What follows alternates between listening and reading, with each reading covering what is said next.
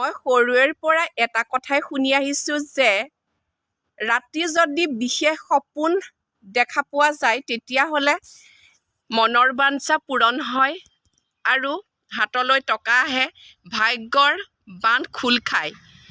যেনে ধৰি লওক যদি ভগৱানক সপোনত দেখা পোৱা যায় বা যদি হাতী দেখা পোৱা যায় আৰু যদি সাপ, এনেকুৱা বিশেষ বিশেষ সাগৰ পানী বহুত ধৰণৰ। কিন্তু যোৱা ৰাতি সপোনত মই কি দেখিলোঁ জানেনে? মই অসমৰ মুখ্যমন্ত্ৰী হিমন্ত বাৰ্মাক সপোনত দেখিলোঁ।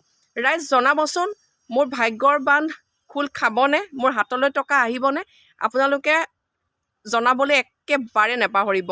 যিহেতু মই ঘৰৰ মানুহক সুধিলোঁ, তেওঁলোকে ক'লে যে ৰাইজকলৈ এই ভিডিঅ'টো বনাই পেলাই দিবলৈ ক'লে, তেওঁলোকে হেনো ধুনীয়াকৈ এনচাৰটো দিব। গতিকে আপোনালোকৰ ওপৰতে আশাটো এৰি দিলোঁ আৰু, যাতে নতুন বছৰত ভাল টকাৰ বান্ধ যাতে খোল খায়, হাতলৈ যাতে টকা আহে। বাই, জয় অসম।